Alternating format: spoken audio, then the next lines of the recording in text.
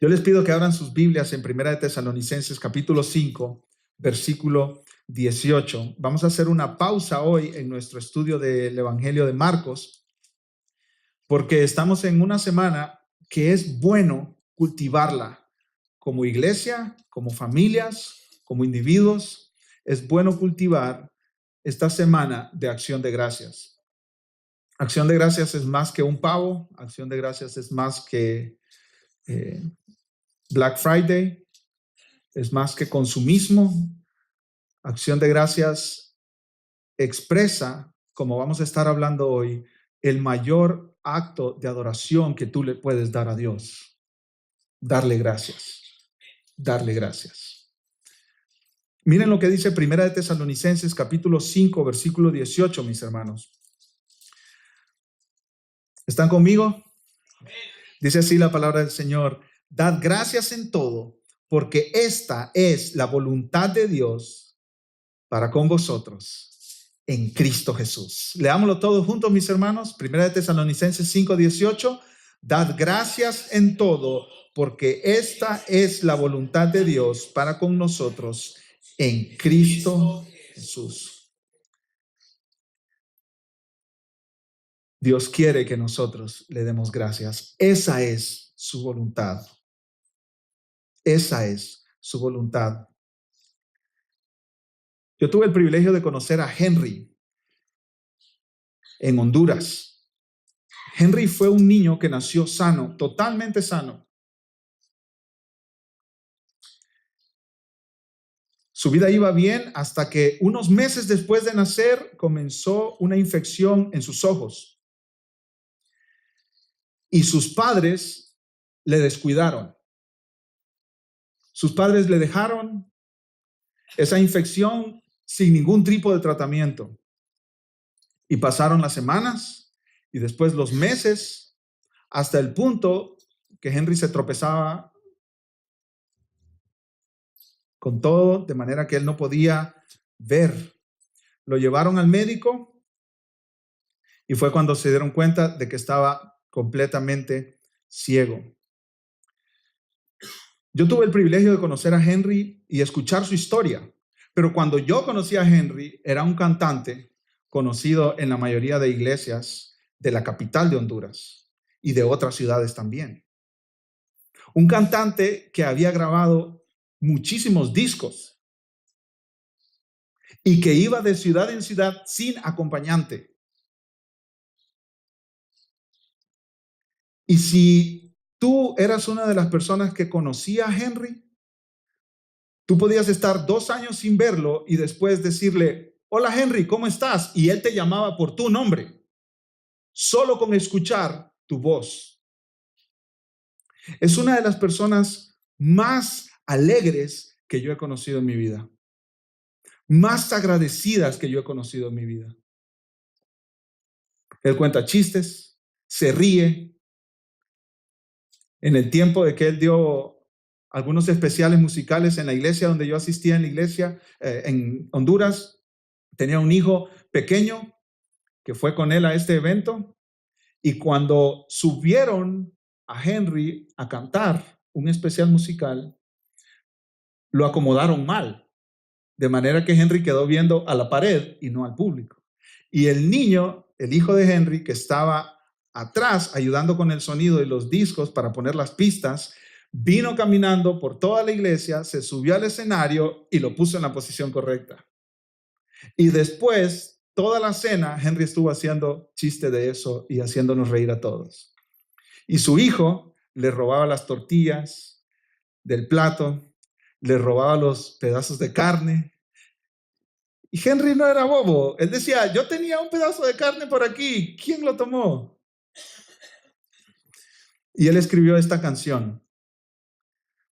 Caminando iba Jesús por cierto lugar.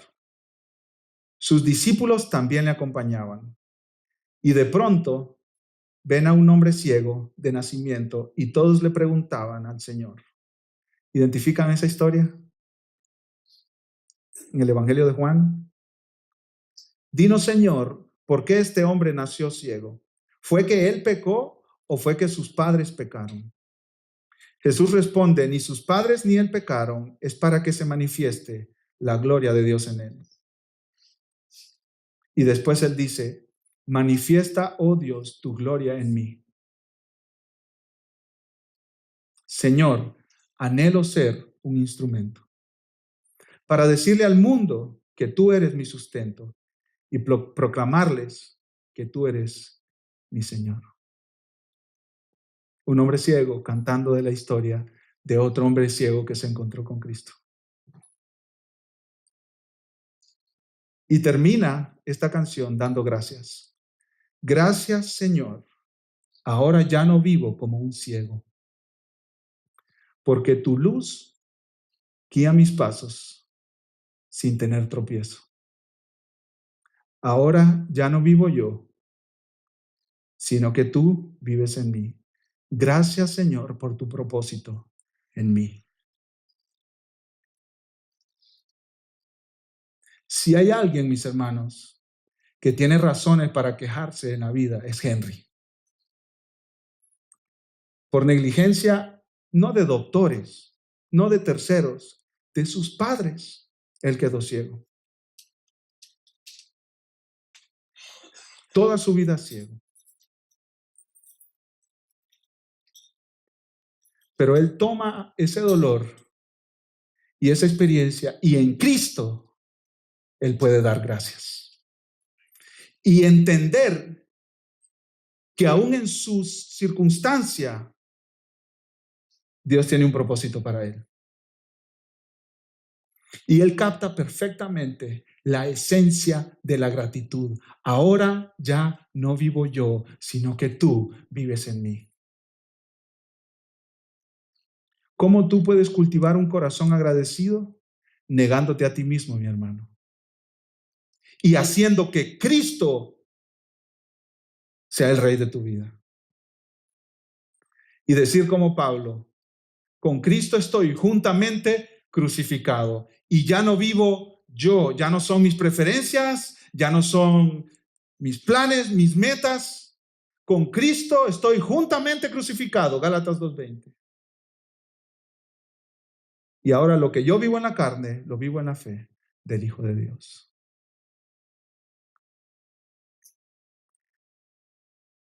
¿Qué tal tú, mi hermano? ¿Eres agradecido?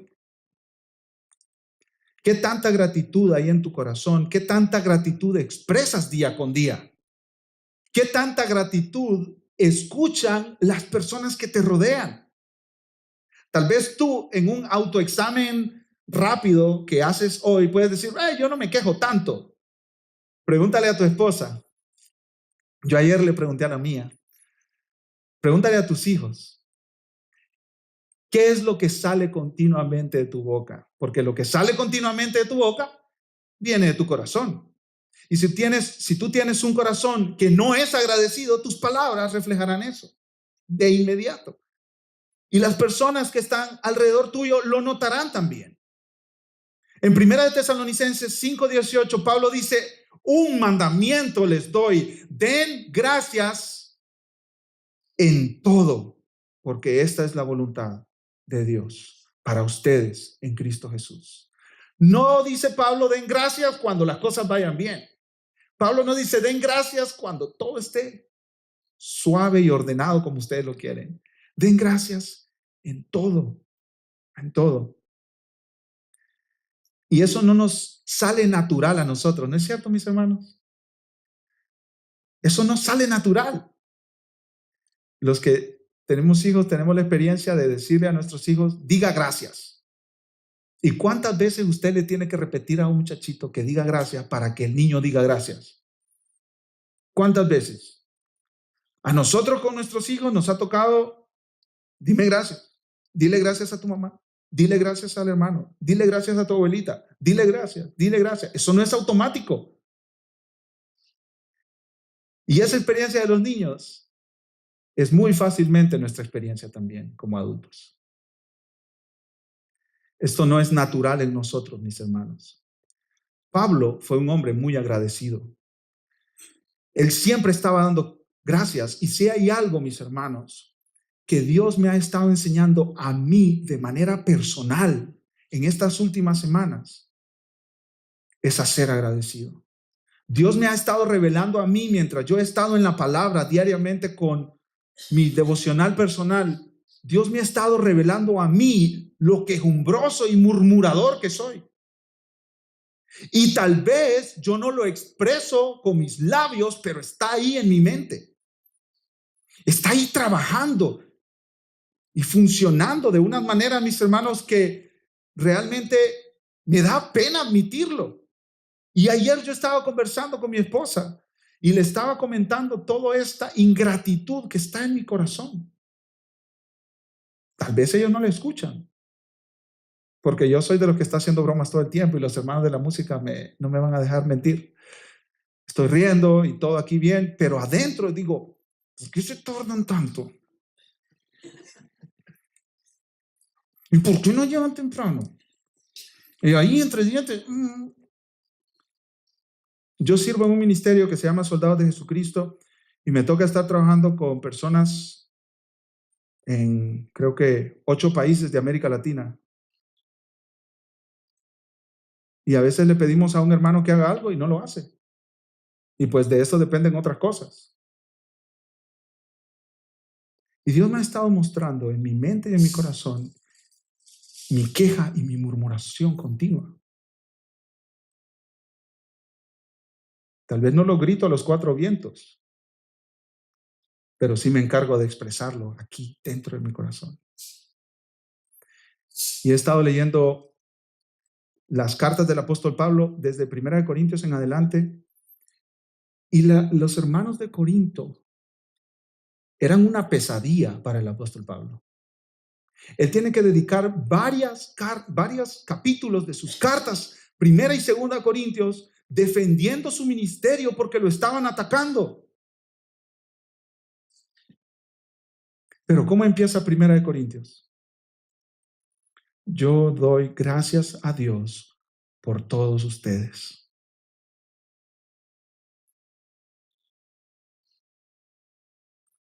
Yo no sé qué carta les hubiera yo escrito a los corintios.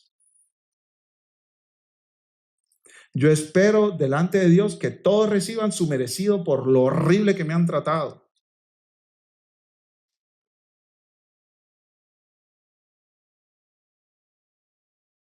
Di un repaso rápido a través de la carta del apóstol Pablo. Y esa gratitud es continua. Todo el tiempo doy gracias a Dios por ustedes. Doy gracias a Dios por ustedes, a los efesios, a los filipenses, a los colosenses, a los tesalonicenses. Y Pablo no vivió la vida más fácil que usted pueda decir, wow, ese hombre, pues sí, ni modo que no estuviera agradecido tan bien que le fue. Por supuesto que no. Lea 2 Corintios, la lista de vicisitudes, de inconveniencias que tuvo el apóstol Pablo, de persecuciones que tuvo el apóstol Pablo. Apedreado, un hombre que luchó en contra de ladrones, en contra de los de su propia nación, en contra de los de otras naciones. Perseguido por el gobierno, por los judíos, por los religiosos y hasta por los mismos miembros de las iglesias que él mismo había plantado. Gente que él había ganado para Cristo, se le habían vuelto en su contra. Escribió Filipenses desde la cárcel, encadenado a un soldado romano 24 horas al día. Él no podía ir al baño solo. En hambre, en desnudez. Y todo el tiempo agradecido. Gracias, Señor. Gracias, Señor. Gracias, Señor. Gracias, Señor. Gracias por Timoteo. Gracias por Epafras. Gracias por la iglesia en Colosa. Gracias por la iglesia en Filipos. Todo el tiempo. Gracias, gracias, gracias.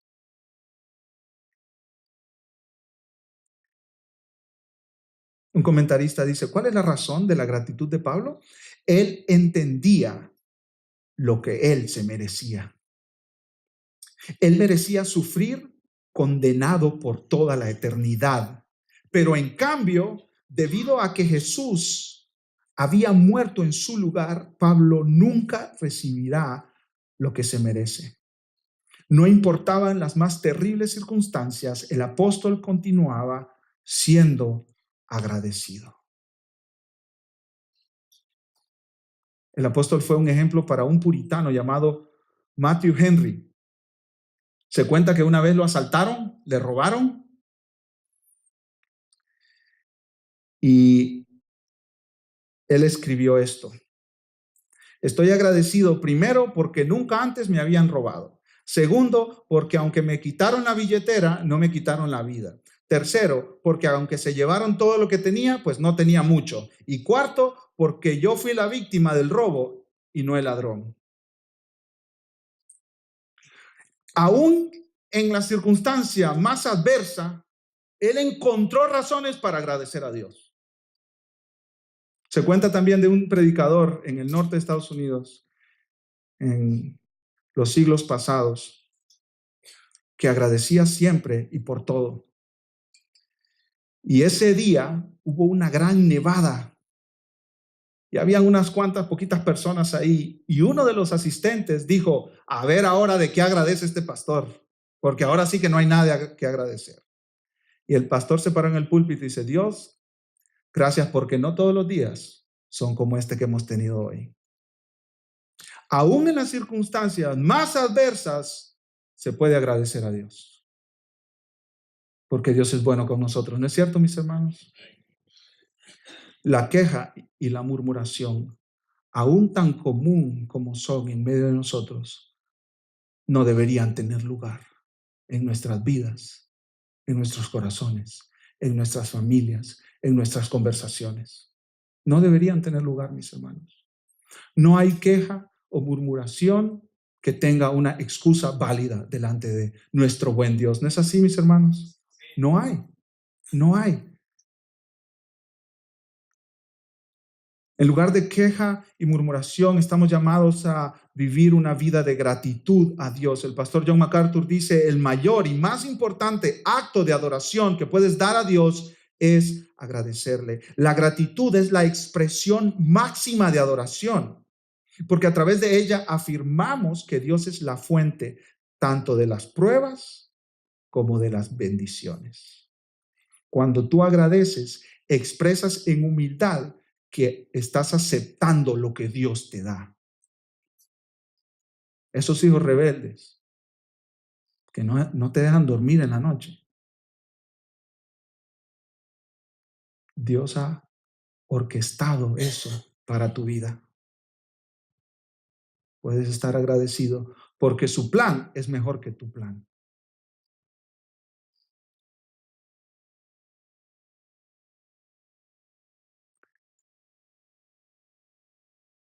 El primer acto para separarse de Dios, ¿saben cuál es, mi hermano, mi hermana? La ingratitud. La ingratitud. Vamos a Romanos capítulo 1. Romanos capítulo 1.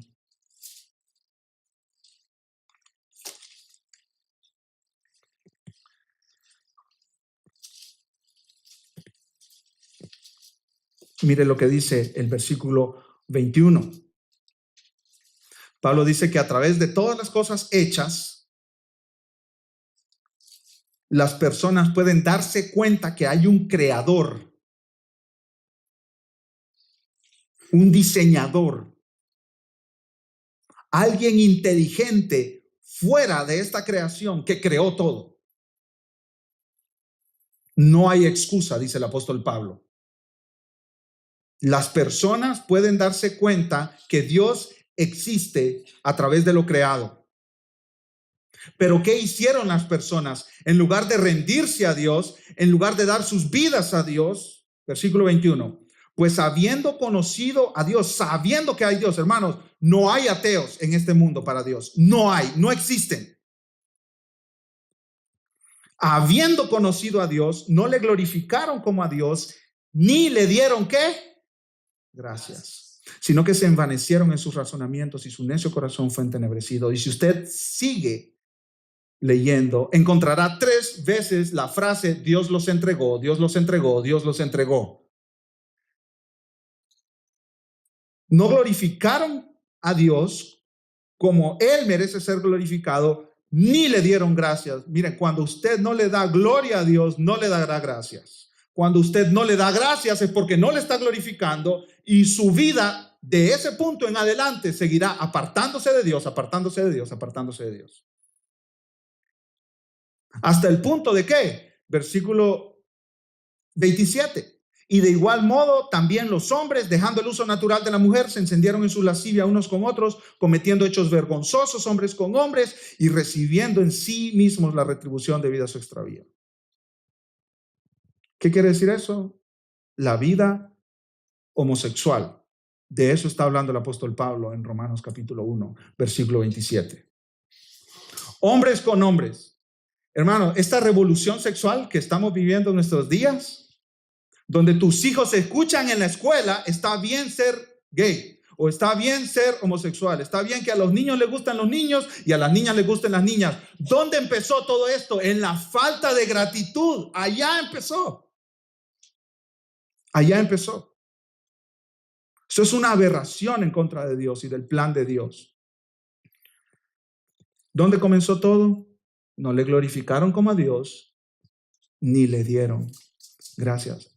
La queja y la murmuración, mi hermano, ya sea del clima de Tampa o del motor de tu carro o de tu compañero de trabajo, no es un detalle en tu vida. Es una afrenta contra un Dios santo que merece ser agradecido. No es un pequeño detalle, mi hermano. Es una afrenta delante de la gloria de Dios. Tú le estás diciendo a Dios, tú trajiste este compañerito de trabajo aquí. Y tú me pusiste a mí a freír papas al lado de él. Y tú sabías que este hombre es un flojo que no hace nada. Y yo lo tengo que hacer todo. Tú te equivocaste, Dios. Tú te equivocaste. Cuando tú te quejas, mi hermano, aunque no lo reconozcas, eso es exactamente lo que estás diciendo. Eso es exactamente lo que está pasando. Aunque no lo reconozcas, eso es lo que está pasando, mi hermano.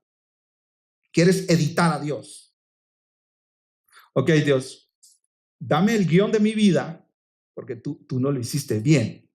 Tú no lo hiciste bien. Me mandaste unos hijos muy sinvergüenzas, que no se encargan de sus padres, que no nos apoyan a nosotros.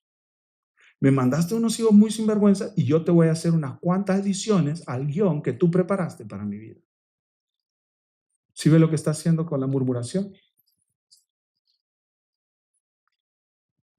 Está muy húmedo, está muy frío, está muy caliente, está muy tibio. Mi cuerpo no me gusta, mi altura no me gusta, mi nariz no me gusta, mis orejas muy grandotas, mis cachetes muy grandotes. Dios, te equivocaste. Pásame ese plano de mi cuerpo, por favor, que preparaste mal para mí. Yo lo voy a editar, porque a mí me gusta la cara de otra manera. Y los ojos, estos párpados caídos, pues no me gustan.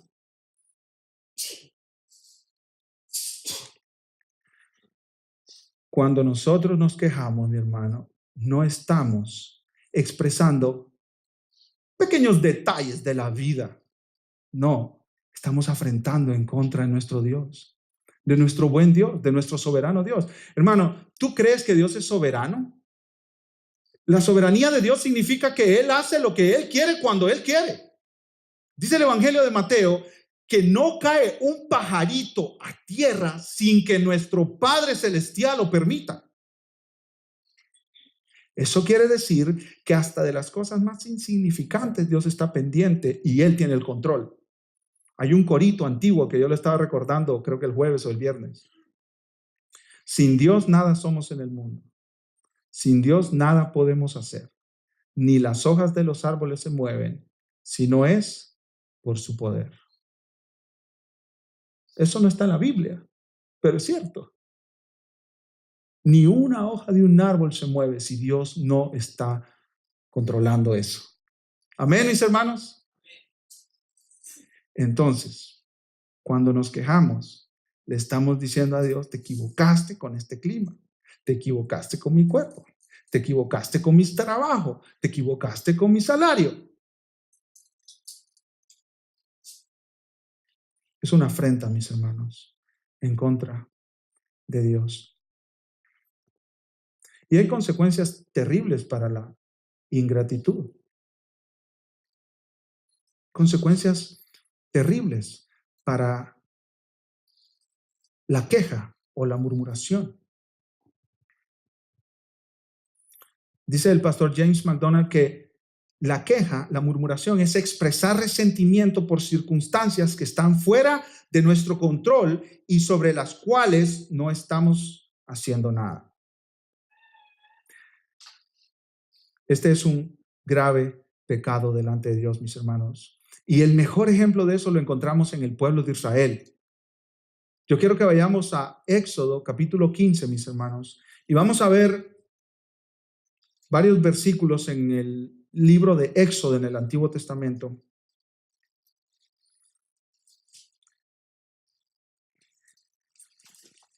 Éxodo capítulo 15, versículo 24. Éxodo 15, 24. ¿Cuál es el contexto aquí, mis amados hermanos?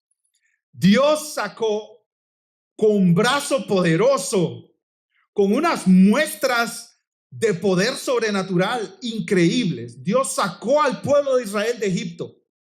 El faraón no quería dejar ir a estos más de 2 millones de personas porque eran los siervos de faraón. Les hacía el trabajo de las construcciones, los trabajos difíciles.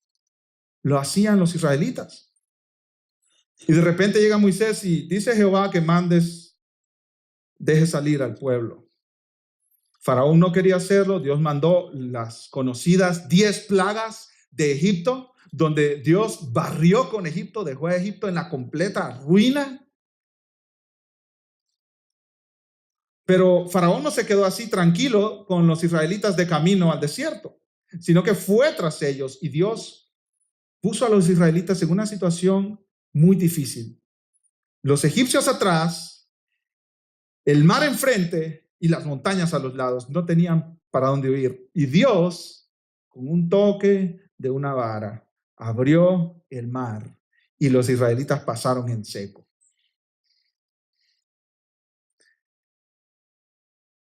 Los israelitas han visto la mano de Dios de maneras increíbles, de maneras, hermano, que tú y yo no las llegaremos a percibir, a menos que Dios se manifieste de maneras sobrenaturales en nuestros días.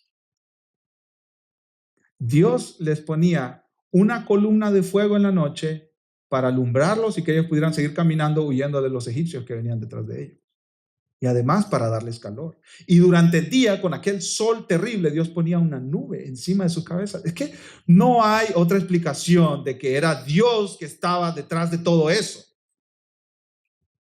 ¿Y cómo responden los israelitas? No responden en confianza, en gratitud. Dios, confiaremos en ti porque tú nos has provisto para todas nuestras necesidades. No, miren lo que dice Éxodo 15, 24. Entonces el pueblo murmuró contra Moisés. Bueno, como Dios no está ahí presente como carne y hueso, vamos a murmurar contra su representante, que es Moisés. Entonces el pueblo murmuró contra Moisés y dijo, ¿qué hemos de beber? No hay agua, claro, es el desierto. Hay 2 millones de personas, hermano. 2 millones de personas. Eso no se soluciona con 24 botellitas de agua, hermano. Son 2 millones de personas, más todos los animales que ellos traían. ¿Qué hemos de beber? Pero esto no es una pregunta como, Moisés, fíjate, estamos considerando que estamos en el desierto y no hay agua. Busquemos una solución aquí. No. Esta es una queja, una murmuración explícita y abierta. ¿Cómo se te ocurre traernos a este desierto si aquí no hay agua? ¿En qué cabeza cabe? Es como cuando tú miras a tu esposa haciendo algo. ¿En qué cabeza cabe? ¿Qué le pasa? ¿Que no tiene 4 dedos de frente? Ese es este tipo de expresión. Ese es este tipo de expresión. ¿sí? ¿Ves a tu hijo haciendo algo que te rayó una pared o qué sé yo, cualquier cosa? Te quebró un vaso. ¿Que no tiene cerebro este niño? ¿Ah? Hermanos, si somos honestos, esa es una realidad en nuestras vidas, en muchos de nosotros. Tal vez tú no lo dices, pero lo piensas. Lo guardas ahí adentro. Y vives irritado por las faltas de otros. Y te vives quejando interiormente porque tu jefe es un inepto, inútil, que no sabe hacer un calendario. Este es el pueblo de Israel. Ellos no están diciendo, ¿qué será? ¿Dónde irá a proveer Dios agua? No. ¿En qué cabeza cabe traer a 2 millones de personas a un desierto para morirse de sed? Esa es la actitud aquí. Es como tu actitud y como mi actitud.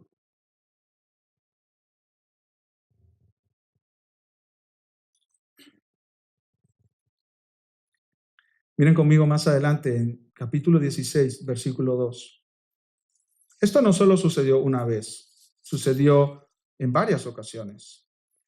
Éxodo 16, 2. Y toda la congregación de los hijos de Israel, ¿qué dice, mis hermanos? Murmuró contra Moisés y Aarón en el desierto y les decían los hijos de Israel, ojalá hubiéramos muerto por mano de Jehová en la tierra de Egipto. Ellos no están negando que Dios ha estado obrando en todo este tiempo. Ellos se están quejando de Dios.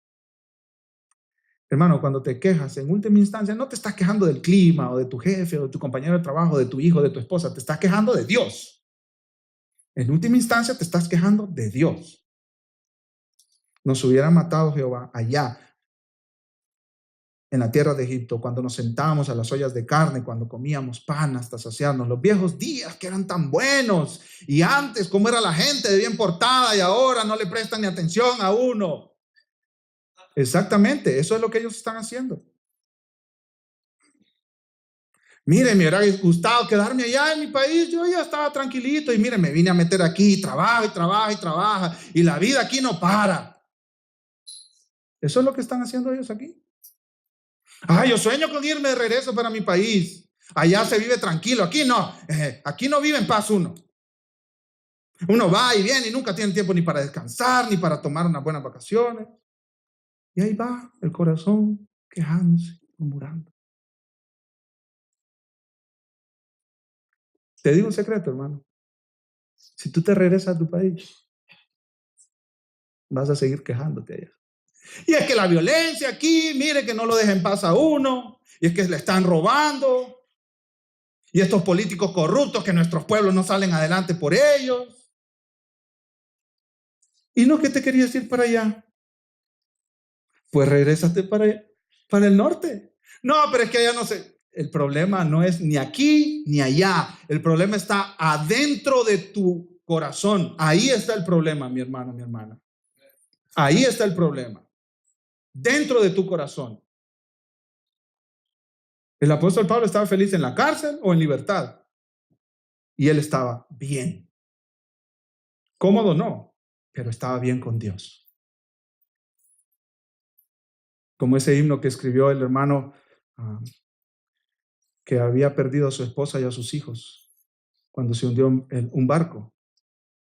Estoy bien con mi Dios. Qué difícil, ¿no es cierto? Y no estamos minimizando el dolor humano, mis hermanos, pero sí estamos hablando de una realidad de nuestros corazones. La queja y la murmuración ofende a Dios. Y aunque todas tus circunstancias cambien, si tu corazón no cambia, te seguirás quejando por el resto de tu vida. Y vas a vivir en un desierto como les pasó a estos israelitas. ¿Qué dijo Dios? Porque murmuraron contra mí. Entonces van a estar 40 años en el desierto, hasta que todos los que murmuraron se mueran. La vida del quejumbroso y del murmurador es un desierto. Si no, pregúntele a su esposa. Pregúntele a sus hijos. Es una miseria. Es una miseria. ¿Ha estado cerca usted de alguien que se está quejando todo el tiempo? Es una miseria, es lo más miserable del universo. No hay cosa más miserable que esa. Yo recuerdo estando trabajando ahí en el Valle de Texas, trabajábamos en unas oficinas y yo me quejaba cuando hacía frío y cuando hacía calor. Y un amigo mexicano me dice, exasperado, cansado, harto, se dio la vuelta. Me dice, basta ya de quejas, por favor. Nos tienes hartos a todos en la oficina. Si te vas a quejar, quédatelo adentro, no lo saques. ¿Por qué me dijo eso él? Porque es miserable vivir al lado de una persona que se está quejando todo el tiempo. Es miserable. Salgamos a pasear. No, es que no tenemos dinero. Mira qué barbaridad, y las cuentas y todo eso. Después de 2 meses, amor, ya tenemos dinero. No, no hay que gastar. Gastar es muy malo. Y la persona nunca está en paz, nunca está contenta, nunca está tranquilo, nunca puede disfrutar algo porque siempre hay algo malo, ¿verdad? Siempre hay algo malo. Una vez leí una historia de un hermano que tenía una mansión de vacaciones en California, un miembro de una iglesia allá. Y a veces miembros de la iglesia, los mismos pastores, le pedían a él que les prestara ese lugar porque él la tenía multimillonario, tiene una casita ahí de vacaciones enfrente del mar. Y este hermano, dueño de la casa, contaba que los primeros 2 o 3 días la gente no lo llamaba, no le decía nada porque estaban encantados en esa mansión. Pero ya cuando los hermanos llevaban 2 o 3 días, le llamaban, ¿por qué no mandas a arreglar este detalle? ¿Por qué no mandas a arreglar aquel detalle? ¿Sabe cuál es el problema, hermano? El problema no es las circunstancias, es nuestro corazón. Es nuestro corazón. Si tú fueras multimillonario y eres quejumbroso, te vas a estar quejando de tanto dinero que tengo para manejar, qué barbaridad, las llamadas no me dejan en paz, estos clientes que no me dejan tranquilo. Te vas a estar quejando porque el problema es tu corazón, no son las circunstancias. No son las circunstancias. Eso pasó con el pueblo de Israel. Pero la mayor crisis llegó en Éxodo 17, mis hermanos. Y yo quiero que vayamos allá. Éxodo 17. Versículos 2 y 3. ¿Están conmigo, mis amados hermanos y hermanas? Dice así la palabra de Dios: y altercó el pueblo con Moisés. Esa palabra altercó es bien importante, mis hermanos. Quiere decir, llamaron a Moisés a juicio. Llamaron a Moisés a juicio. Vamos a hacer un juicio aquí. Juicio público. Esto es un acto judicial donde van a declarar culpable a alguien y le harán pagar por la situación en la que ellos están. Y altercó el pueblo con Moisés y dijeron, danos agua para que bebamos. Y Moisés les dijo, ¿por qué altercáis conmigo? ¿Por qué tentáis a Jehová? Así que el pueblo tuvo allí sed y murmuró contra Moisés y dijo, ¿por qué nos hiciste subir de Egipto para matarnos de sed a nosotros, a nuestros hijos y a nuestros ganados? ¿Cuál es la acusación ahí? Moisés nos trajo de Egipto para matarnos. Pero al final, recuerden, mis hermanos, que quien está en juicio es Dios. El pastor Sugel Michelén tiene un sermón con el título Dios en el banquillo, y es sobre Éxodo 17. Dios en el banquillo. ¿En el banquillo de qué? De los acusados. El pueblo de Israel está acusando a Dios de homicidio y de mentiroso. Tú nos trajiste aquí para matarnos, aunque nos prometiste que tú nos ibas a dar todo lo que nosotros necesitáramos. Pero como no estaba Dios, tenían que agarrar ¿a quién? A su representante. ¿Quién es su representante? Moisés. Dice el pastor Sugel Michelén en ese sermón, que se lo recomiendo. Si el pueblo de Israel hubiera podido agarrar a Dios y apedrearlo, lo hubieran hecho. ¿Qué fue lo que hicieron? Con Cristo. Con Cristo. Esto es serio, mis hermanos. La queja y la murmuración es un pecado serio en contra de Dios. Hay un libro muy bueno de Jerry Bridges que se llama Pecados Respetables. Qué título tan interesante. Pecados respetables. ¿Y cuál es su argumento principal? Hay pecados dentro de la iglesia que los respetamos y ahí los dejamos.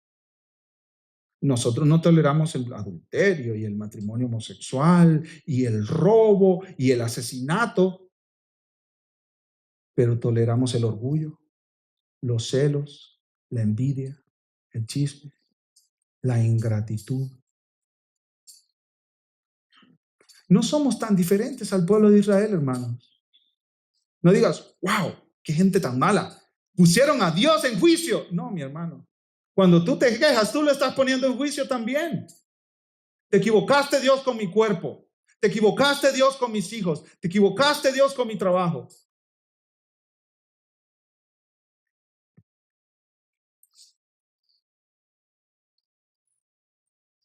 Te estás quejando contra Dios, que es quien gobierna, como dijimos antes, todas las circunstancias de nuestra vida. Todas las circunstancias de nuestra vida. El pastor Sugel Michelén en ese sermón pregunta, ¿alguna vez has pensado que nuestra falta de contentamiento revela un intento sutil de amonestar a Dios? Es malo. Así no me gustan las cosas en mi vida. Es como decirle, dice el pastor Sugel, Señor, yo pienso que tú necesitas ayuda para aprender a gobernar el universo que has creado. O por lo menos para gobernar mi propia vida, porque honestamente el plan que trazaste para mí es bastante defectuoso, bastante defectuoso. Ahora, mis hermanos, necesitamos que alguien nos rescate de esta vida de ingratitud, ¿no es cierto? Ya hablamos bastante y nos exhortamos a que reconozcamos este pecado en nuestras vidas. Pero ¿cuál es la solución, mis amados hermanos? ¿Cuál es la solución? Ahí está en Éxodo 17 y es preciosa la solución, mi hermano. Es preciosa la solución. No te quedes con la culpa de este pecado. Corre a Cristo. Corre a Cristo.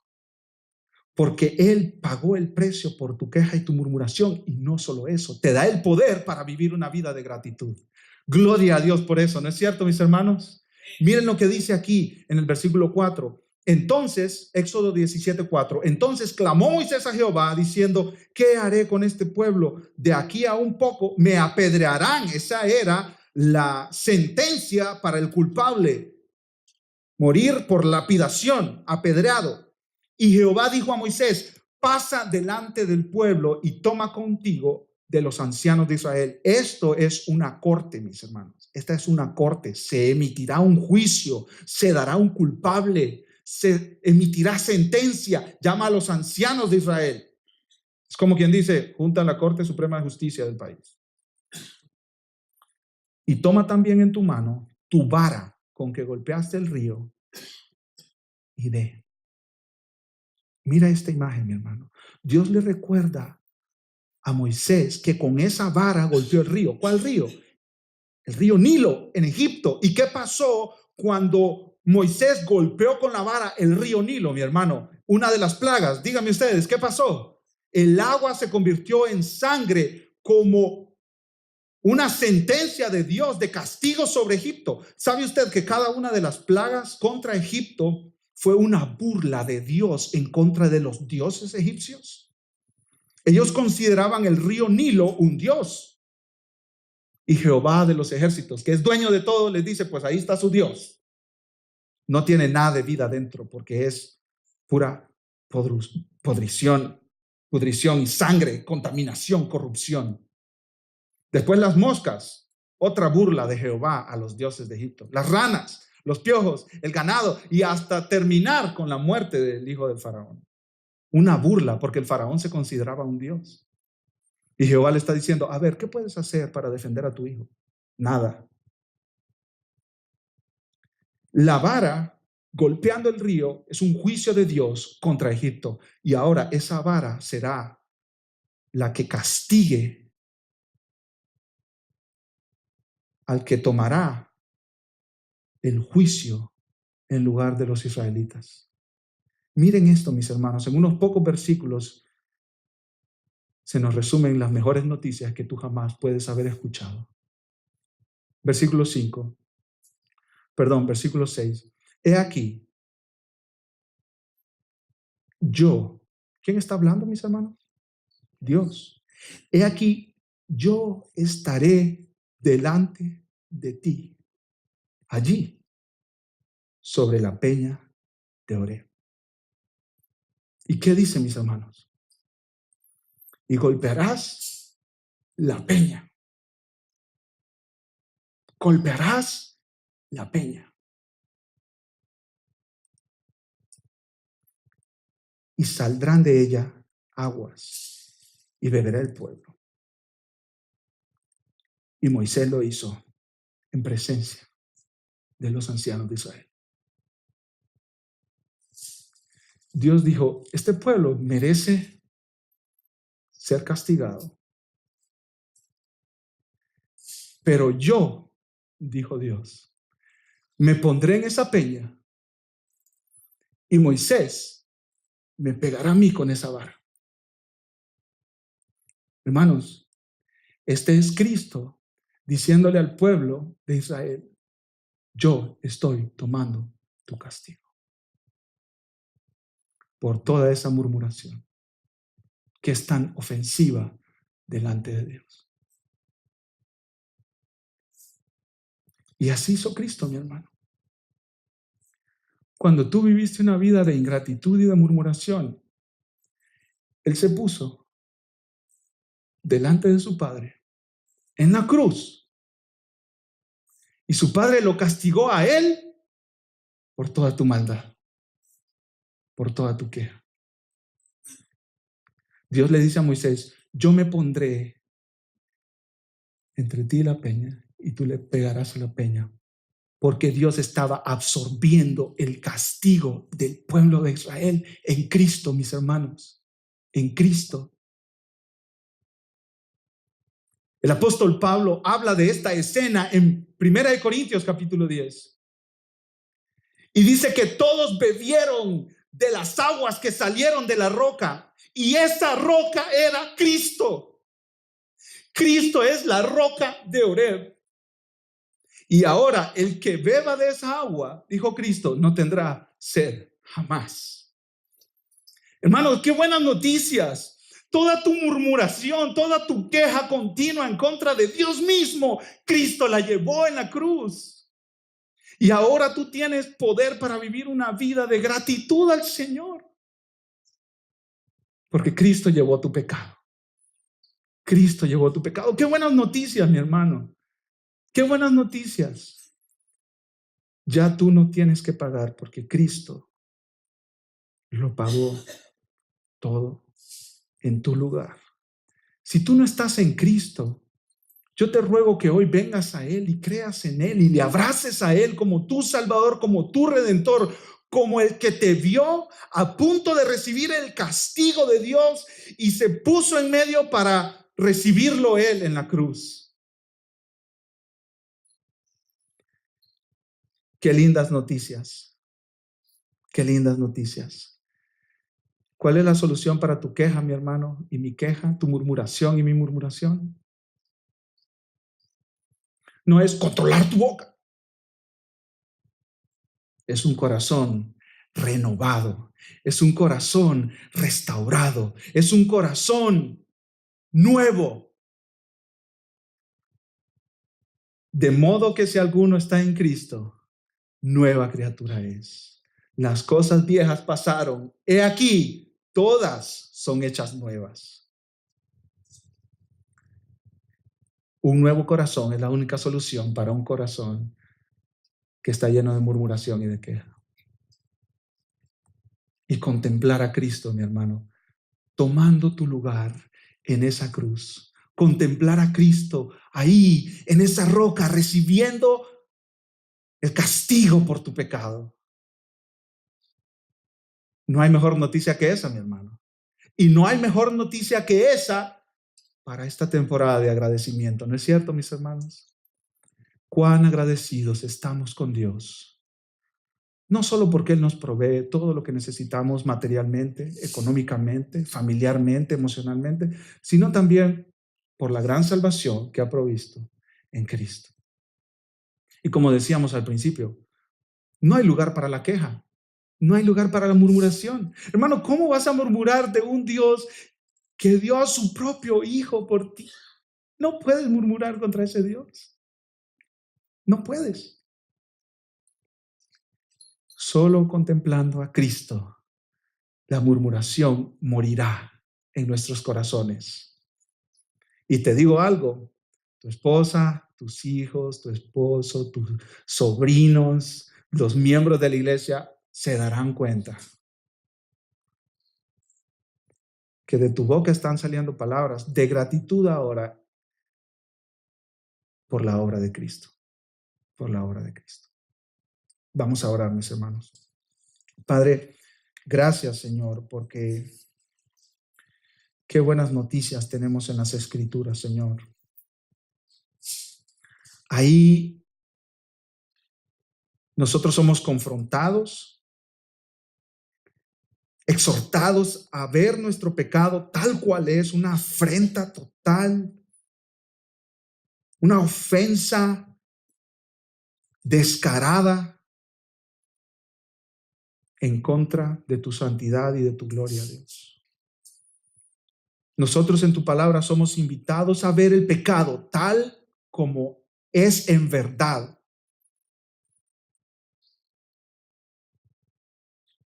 Incluyendo, Dios, el pecado de la ingratitud. Señor, nosotros venimos delante de ti, Padre, y te pedimos perdón por toda nuestra queja y nuestra murmuración, Señor.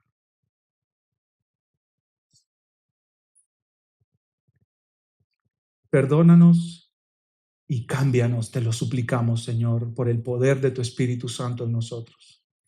Gracias porque Cristo llevó toda esa culpa nuestra en la cruz.